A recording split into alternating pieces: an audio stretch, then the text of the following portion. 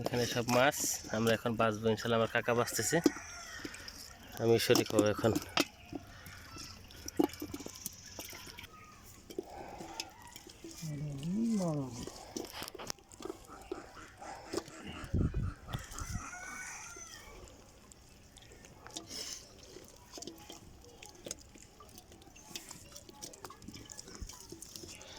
কুমার নদীর মাছ খুব সুস্বাদু মাছ,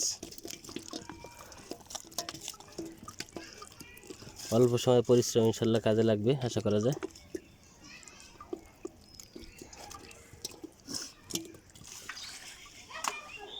আমাদের আজকের পরিশ্রম টাটকা মাছ, এই যে শিং মাছ আছে, শিং মাছ, পুঁটি মাছ, টাকি মাছ, খয়রা মাছ, বাইন মাছ, গুতুম মাছ, এই যে